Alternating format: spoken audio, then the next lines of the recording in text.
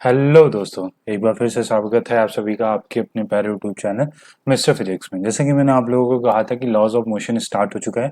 और हाँ, एक और मैं इन्फॉर्मेशन आप लोगों को देना चाहता हूँ कि जो इससे पहले वाला जो चैप्टर था मोशन इन वन डायमेंशन, उसकी पूरी वीडियोस आपके चैनल पे अपलोड हो चुकी हैं। तो जिस किसी ने भी मोशन इन वन डायमेंशन नहीं देखा है, प्रॉपर फॉर्मेट में मैंने आप लोगों को समझाया है, with numerical, with concept, with derivation, जिसमें इक्वेशन ऑफ मोशन की जो डेरिवेशन थी, सब कुछ मैंने एक एक करके समझाया हुआ है। और साथ ही साथ मैंने एग्जाम्पल से भी आप लोगों को न्यूमेरिकल करना भी बताया है उसके अंदर, कि कैसे आप लोगों को न्यूमेरिकल हैंडल करना है।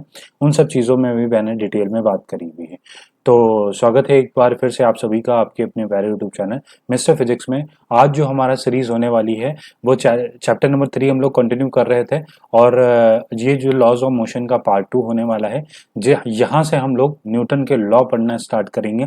पहला लॉ आज ही देखेंगे और फिर उसके बाद सेकेंड लॉ देखेंगे नेक्स्ट लेक्चर में, फिर नेक्स्ट लेक्चर में थर्ड देखेंगे, फिर उसके बाद सब कुछ देखते हुए मोमेंटम वगैरह ये चैप्टर हमारा पूरा क्या हो जाएगा, फिनिश हो जाएगा। और स्टार्टिंग में ही बोल रहा हूँ, अगर आप लोगों ने चैनल को सब्सक्राइब नहीं किया है तो प्लीज़ रिक्वेस्ट आप लोगों से यही है कि चैनल को प्लीज़ सब्सक्राइब करिए और वीडियो को लाइक करिए और इस फिर चैनल को वीडियो को कंटिन्यू करिए। ठीक है, thank you so much for subscribing to my channel. और जिसने नहीं किया है वो कर दो भाई, क्या चाहते हो।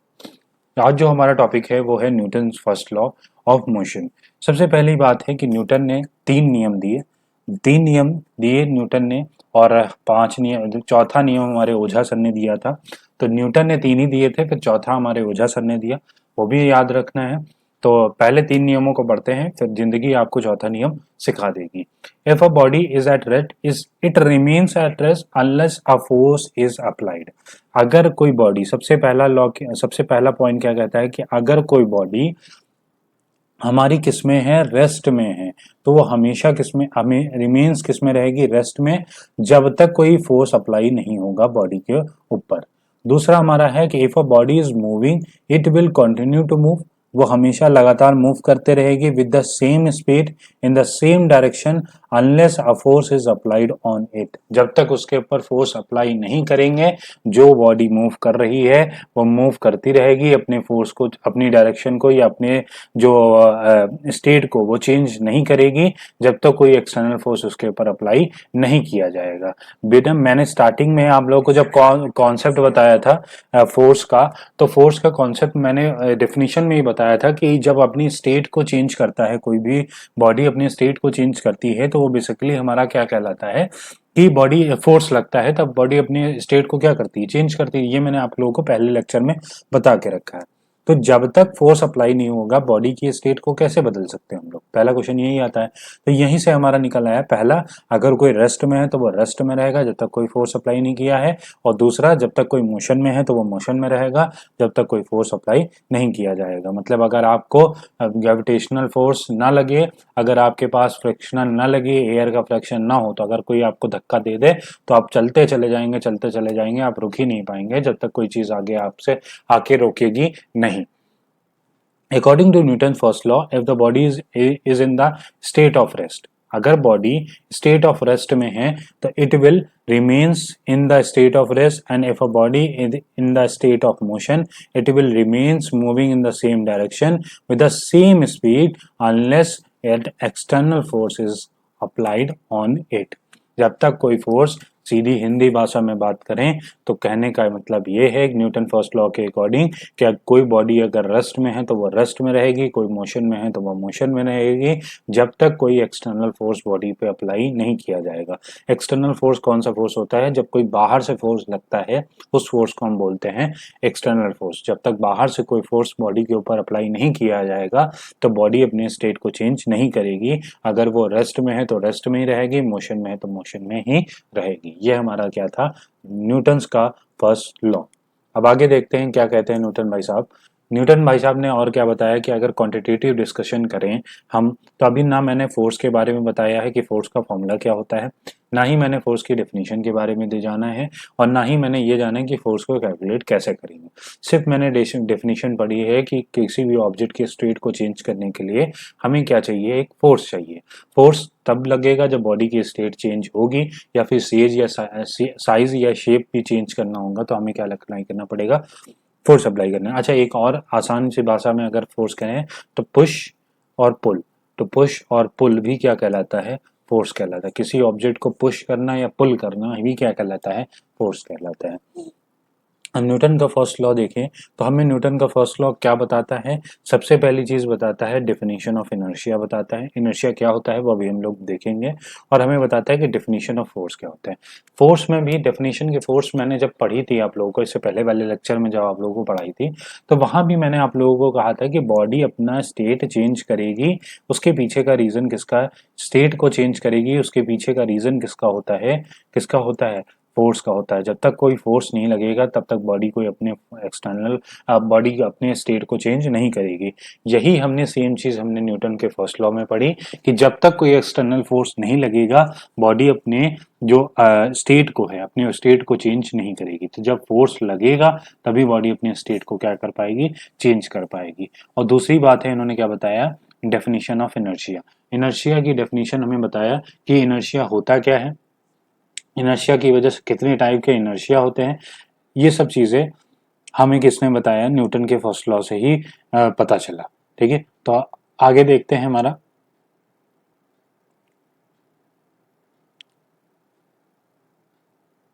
ठीक है, आगे देखते हैं हमारा आगे क्या बोलता है, पब्लिक क्या बोलती है, आगे देखते हैं क्या बोलती है public. Definition of inertia, definition of inertia अभी मैंने बताया कि हमें फोर्स के बारे में पढ़ना है और डेफिनेशन ऑफ इनर्शिया पढ़ना है। अच्छा, एक बात ये भी याद रखिएगा, इनर्शिया का कॉन्सेप्ट किसने दिया था, गैलीलियो ने दिया था। गैलीलियो ने दिया था, उसके बाद हमारा न्यूटन का फर्स्ट लॉ आया। न्यूटन का first law gives the definition of inertia according to which an object can not change its state by itself. मतलब कोई भी ऑब्जेक्ट, इस दुनिया में कोई भी ऑब्जेक्ट है, अगर वो अपने स्टेट को खुद से बदल नहीं सकती। ये न्यूटन का फर्स्ट लॉ था, और यहाँ से जिंदगी का भी फर्स्ट लॉ निकल के आया है कि जब तक तुम मेहनत नहीं करोगे, जब तक पढ़ाई नहीं करोगे, तुम अपनी सबसे बड़ी जो चीज़ है, अपनी फाइनेंशियल कंडीशन, अपने घर की कंडीशन या अपने माता पिता की जो फाइनेंशियल कंडीशन, उससे बाहर नहीं आ सकते हो, खुद से नहीं आ सकते हो। बिना किसी मेहनत के कोई चीज़ बदली नहीं जा सकती। एक न्यूटन का फर्स्ट लॉ ये जिंदगी का फर्स्ट लॉ कहता है। और न्यूटन का फर्स्ट लॉ क्या कहता है कि कोई भी ऑब्जेक्ट अपनी स्टेट को खुद से चेंज नहीं करता है।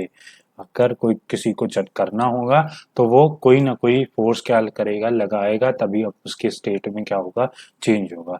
The property of an object by virtue of which it tends to remains is state of rest और motion, it is called inertia. एक बात ये भी याद रखना, it is the inherent property of a each object. मतलब एक inherent property होती है, हर एक ऑब्जेक्ट की ये इनहेरेंट प्रॉपर्टी होती है, जिसकी वजह से हमें क्या मिलता है, इनर्शिया मिलता है। ठीक है, इनहेरेंट इनहेरेंट प्रॉपर्टी की वजह से ये सब चीजें आती हैं। तो अगर बहुत शुद्ध भाषा में अगर बात करूं, इनहेरेंट का मतलब तो अतनिहित बोलते हैं। मतलब कि कोई भी चीज है, कोई भी चीज है इनहेरेंट तभी कहलाएगी जब कोई चीज में से मान लेते हैं मतलब सिद्ध हो चुकी है, पैतृक हो चुकी है। अगर बहुत ज्यादा हिंदी, बहुत ज्यादा डीप हिंदी में बात करें, सिद्ध है मतलब एकदम पैतृक हो चुकी है, पैतृक है मतलब जन्म सिद्ध है, कि मतलब ऐसा होगा तो होगा। इनहेरेंट प्रॉपर्टी उसी को बोलते हैं कि उसके आगे कुछ भी नहीं हो सकता, जो बोल दिया गया सो बोल दिया गया। आपके घर में जो आपके पापा ने डिसीजन ले लिया तो ले लिया, वो आपका क्या हो गया, एकदम सिद्ध हो गया, वो आपका जन्म सिद्ध हो गया कि यही चीज है, इसके आगे कोई चीज नहीं होगी, दैट्स फाइनल। ठीक, तो ये हमारा क्या कहलाता है, डेफिनेशन ऑफ इनर्शिया। मतलब क्या कहला है, एक बार और रिवाइज करते हैं डेफिनेशन ऑफ इनर्शिया, कि कोई भी ऑब्जेक्ट अपनी पोजीशन को, कोई भी ऑब्जेक्ट अपनी पोजीशन को चेंज नहीं करेगा, खुद से अपनी स्टेट को चेंज नहीं करेगा जब तक कोई एक्सटर्नल फोर्स उस बॉडी पे अप्लाई ना हो। ठीक है, अब आगे बात करते हैं, दूसरा हमारा क्या था, फोर्स की डेफिनेशन क्या होगी इसकी, डेफिनेशन ऑफ फोर्स। ठीक है, फोर्स की डेफिनेशन इससे पहले भी पढ़ी थी, एक बार और पढ़ लेते हैं। क्या जाता है हमारा, force is that external cause which can move a stationary object और which can change the state of a moving object. Moving motion of a moving object, sorry, कोई भी जैसे एक्सटर्नल कॉज होता है जिसकी वजह से मूव करता है हमारा external object which can change the state of motion of a moving object. Force is that external cause. एक और डेफिनेशन इसकी है, फोर्स की बहुत डेफिनेशन हो सकती है।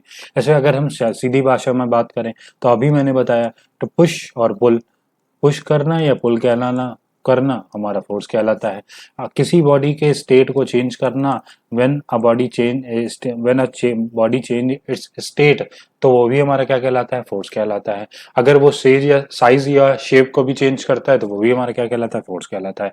Force is that external cause which tends to change the state of rest और a state of motion of a body. मतलब अपने कोई एक्सटर्नल कॉज हो जिसकी वजह से बॉडी अपने चेंज करे स्टेट को, रेस्ट को या स्टेट ऑफ मोशन को ऑब्जेक्ट के चेंज कर दे, तो वही हमारा क्या कहलाता है, फोर्स कहलाता है। ये अकॉर्डिंग टू फर्स्ट लॉ में डेफिनेशन देख रहा हूँ। इससे पहले जो मैंने डेफिनेशन दी थी वो बेसिक डेफिनेशन थी, पर ये डेफिनेशन हमारी किसके अकॉर्डिंग है, हमारे न्यूटन के फर्स्ट लॉ के अकॉर्डिंग है। ठीक है, आगे बात करते हैं kind of inertia and its example as a illustration of a first law.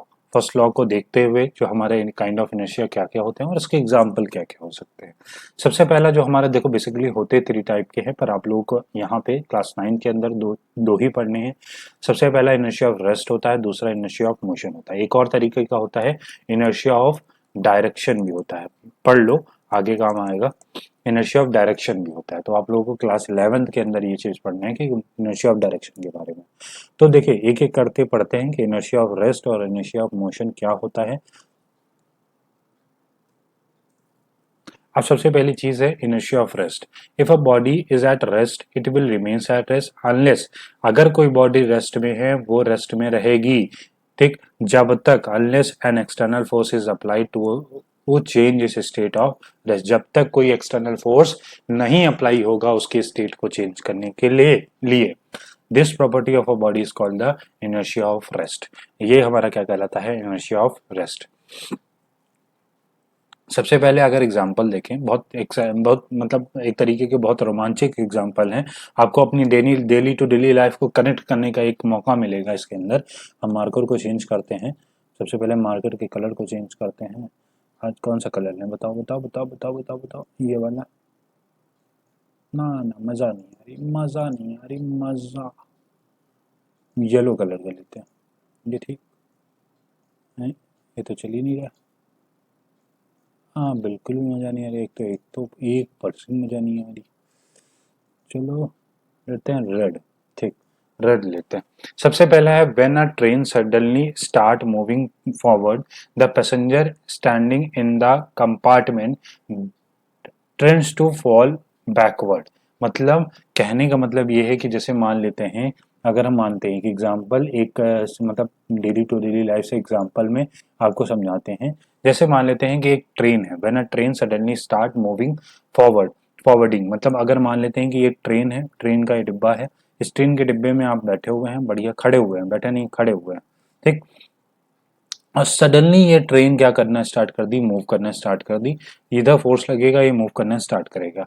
अब फॉरवर्ड क्या लिखा है, when a train suddenly start moving forward, आगे की तरफ मूव करना स्टार्ट करी, the passenger standing in the compartment tends to back fall backward. देखिए होता क्या है कि जैसे अभी आप लोग खड़े हुए हैं ट्रेन के अंदर, तो ट्रेन के अकॉर्डिंग जब आप देखिए आपकी बॉडी को अगर मैं 2 पार्ट में डिवाइड कर दूं, इतना हिस्सा आपका अपर पार्ट हो गया, इतना हिस्सा आपका अपर पार्ट हो गया, और नीचे वाला हिस्सा जो पैर आपके हैं वो लोअर पार्ट में हो गया। मान लेते हैं अगर ये वाला जो आपका पैर वाला हिस्सा है ये ट्रेन की सरफेस से क्या हो रहेगा, कांटेक्ट रहेगा, और बाकी जो आपका हिस्सा है वो एयर में है, मान लेते हैं वो कहाँ है, एयर में है। जब ये ट्रेन सडन स्टार्ट मूव करना स्टार्ट हुई तो हमने क्या किया, हम तो खड़े हुए थे, हमारी पूरी बॉडी क्या थी, स्टेट ऑफ रेस्ट में थी। जैसे ही ये ट्रेन चलना स्टार्ट हुई, ये जो सरफेस था, इस सरफेस की वजह से हमारा जो पिछला वाला नीचे वाला जो भाग होगा, तो जब फोर्स अप्लाई होगा इस तरफ की वजह से, तो जब एक्सटर्नल फोर्स अप्लाई होगा तो ये क्या करेगा, ये आगे निकल जाएगा, पर ये वाला जो ऊपर वाला हिस्सा है वो वहीं जहां पहले था वहीं पर रहना पसंद करेगा ना, क्योंकि जब तक ऊपर वाले फोर्स में, तो ऊपर वाले हिस्से में तो कोई फोर्स लगा नहीं, आपका फोर्स सरफेस पे लग रहा है, और सरफेस के टच में आपके लेग्स हैं, सरफेस के टच में आपके क्या है, लेग्स हैं। तो लेग्स की कांटेक्ट सरफेस के होने वजह से जो फोर्स आया है वो सिर्फ लेग के ऊपर आया है। तो लेग मूव करेगा इन the direction of train direction, direction जिस तरफ ट्रेन की डायरेक्शन होगी उसी तरफ आपका क्या होगा, आपके लेग्स जो होंगे, आपके पैर जो होंगे वो मूव करना स्टार्ट कर देंगे। पर जो आपका बॉडी का अपर पार्ट होगा वो उसी जगह पे रहना चाहेगा जहां पे वो पहले था। इसी वजह से पीछे वाला हिस्सा क्या हो जाता है, पीछे चला जाता है, एंड आगे पैर जो होते हैं हमारे आगे चले जाते हैं। ये जादू क्यों होता है, क्योंकि हमारा इनर्शिया ऑफ रेस्ट वहां पे लग रहा होता है। मतलब ऊपर वाला पार्ट रेस्ट में था तो वो रेस्ट में ही रहना चाहता था जब तक कोई एक्सटर्नल फोर्स उस पर अप्लाई ना किया जाए, और नीचे वाला पार्ट पे एक्सटर्नल फोर्स अप्लाई किया गया तो उसने अपने स्टेट को क्या कर लिया, चेंज कर लिया, वो रेस्ट से किस में चला गया था, मोशन में चला गया था। दूसरा देखते हैं, When a hanging carpet is beating with a stick, the dust particle start falling on it। मतलब ऐसे एक आपकी चारपाई है घर में, बढ़िया बहुत बढ़िया सी चारपाई है, उस चारपाई में कभी कभी देखा होगा इस चारपाई के अंदर छोटे छोटे क्या होते हैं, डस्ट के पार्टिकल होते हैं, डस्ट के पार्टिकल होते हैं। जब बहुत ज्यादा डस्ट के पार्टिकल होते हैं तो आपके घर में जो प्यारी प्यारी मम्मी होती हैं वो मम्मी क्या करती हैं, या आपकी प्यारी प्यारी जो दादी होती हैं या आपके दादा पापा जो भी हैं वो क्या करते हैं, एक स्टिक लेके आते हैं, स्टिक लेके आते हैं और स्टिक को बहुत तेजी से इस चारपाई के ऊपर क्या करते हैं, हिट करते हैं। हिट करने से क्या होगा कि जो हमारे डस्ट के पार्टिकल हैं जो इससे चिपके हुए हैं वो देखो जब हम स्टिक करेंगे तो देखो जो इसके डस्ट पार्टिकल होंगे वो अपनी पोजीशन पर रहना पसंद करेंगे, जहां पे वो थे, जहां पे वो थे वो वहीं रहना पसंद करेंगे। जब वो डंडा, जब वो जो स्टिक है वो चारपाई के ऊपर पड़ेगा तो जो चारपाई का जो सरफेस होगा वो नीचे चला जाएगा, पर डस्ट के पार्टिकल अपनी ही पोजीशन पर रहेंगे। इसी वजह से जो हमारा जो पार्टिकल होंगे वो क्या होंगे, नीचे गिर जाएंगे। या फिर मान लेते हैं कि पार्टिकल ने एकदम से सरफेस का तो फोर्स के, एक्सटर्नल फोर्स की वजह से जो रेस्ट से मोशन में चला गया, पर जो पार्टिकल था वो अभी भी किस में रहेगा, रेस्ट में रहना चाहेगा। फिर थोड़ी देर बाद उसको समझ में आएगा कि मेरे साथ धोखा हो गया है, तो वो भी किस में चलना लग, वो क्या हो जाएगा, अपनी पोजीशन को चेंज कर लेगा और वहीं से हमारा डस्ट पार्टिकल क्या हो जाएंगे, निकलना स्टार्ट हो जाएंगे। तो ये भी हमारा किसका एग्जाम्पल होता है, इनर्शिया ऑफ रेस्ट का। ऑन शेकिंग और giving jerks to the branches of tree the fruit fallen down, मतलब वो हमेशा क्या होते हैं, नीचे गिरते हैं ना, ठीक है। इसका भी रीजन क्या होता है, हमारा इनर्शिया ऑफ रेस्ट का। दो एग्जांपल मैंने दिए, उससे बहुत अच्छी तरीके से आपको माइंड अप हो गया होगा कि क्या हमारा इनर्शिया ऑफ रेस्ट का कॉन्सेप्ट होता है। इनर्शिया ऑफ रेस्ट का कॉन्सेप्ट हमारा क्या बताया गया और क्या चीज होती है इनर्शिया ऑफ रेस्ट में। बहुत करता हूँ, उम्मीद करता हूँ बहुत अच्छी तरीके से समझ में आया होगा। अब बात करते हैं हमारा कौन सा था, इनर्शिया ऑफ मोशन क्या था।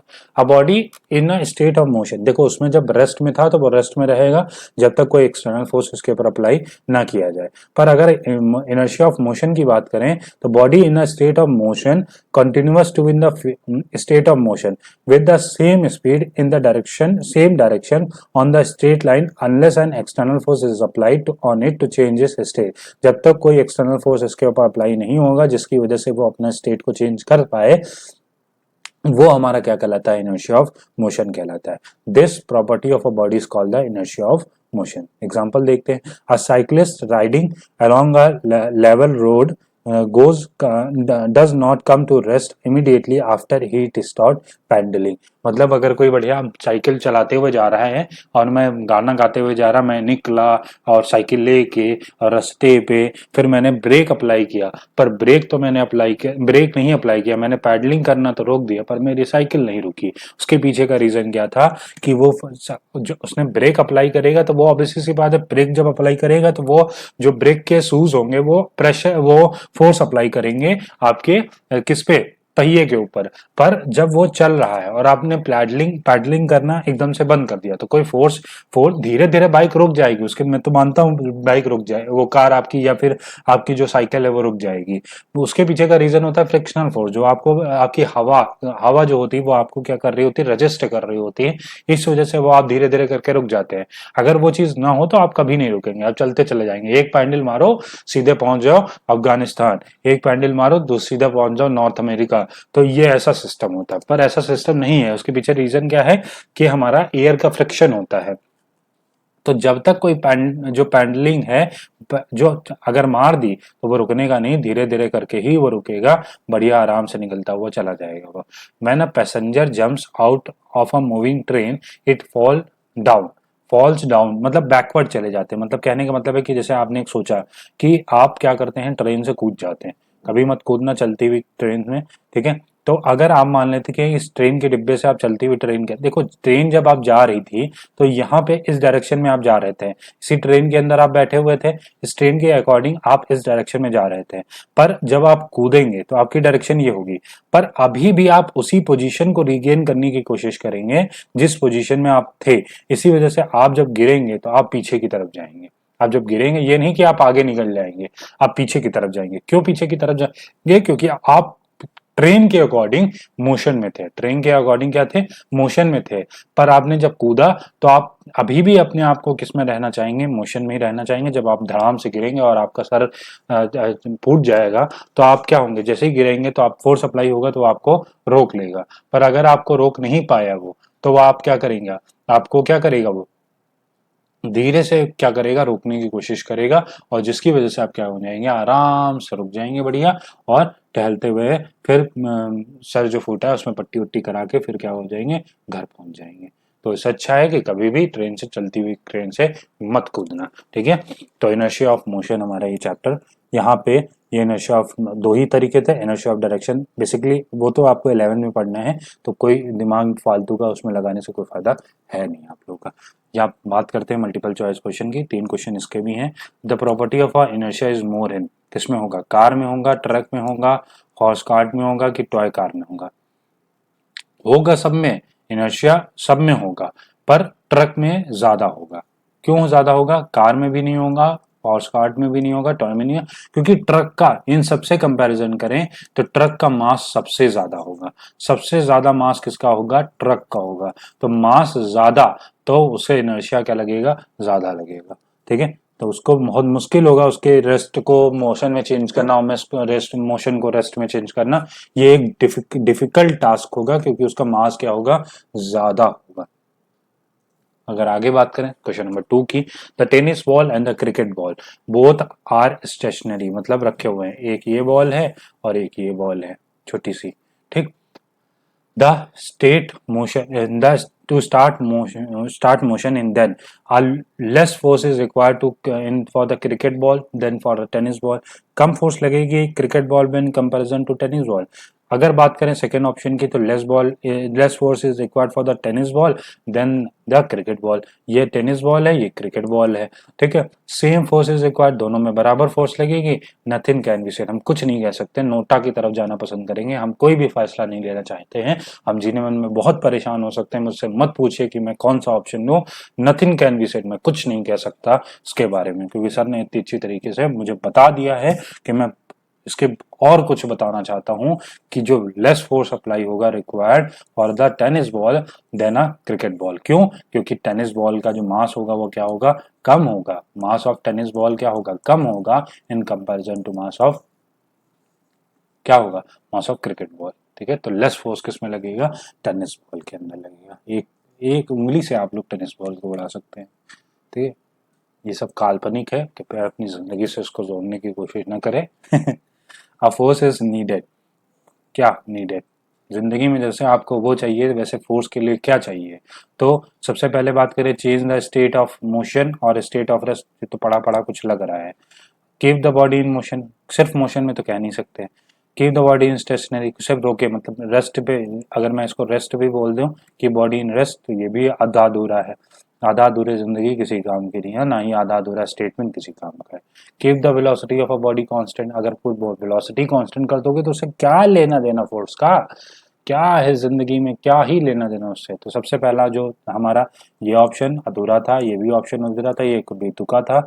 हमारा सबसे जो सटीक है, change the state of motion और state of rest of a body, तो ये हमारा ऑप्शन हो गया करेक्ट। तो ऑप्शन नंबर 1 इसका हो गया आंसर, ठीक। नेक्स्ट बात करें, हाँ लो, बहुत बड़ा thank you for watching this video. और आप सभी से रिक्वेस्ट है कि आप लोग अगर अभी तक वीडियो में देख रहे हैं, अगर चैनल को सब्सक्राइब नहीं किया तो आप लोगों से रिक्वेस्ट यही है कि चैनल को प्लीज़ सब्सक्राइब करें, ज़्यादा से ज़्यादा लोगों तक इस वीडियो को शेयर करें, थोड़ा पढ़ाई में जागरूकता बढ़ाएं, अपने अंदर भी जागरूकता बढ़ाएं, मेरे अंदर भी जागरूकता बढ़ाएं सब्सक्राइबर बढ़ा के। ठीक है, मिलते हैं नेक्स्ट लेक्चर में। अगर हम नेक्स्ट लेक्चर में हम लोग देखेंगे न्यूटन का दूसरा नियम क्या है, और जिंदगी का भी दूसरा नियम भी साथ ही में देखेंगे। ठीक है, मिलते हैं नेक्स्ट क्लास के अंदर, तब तक के लिए बाय बाय, टाटा।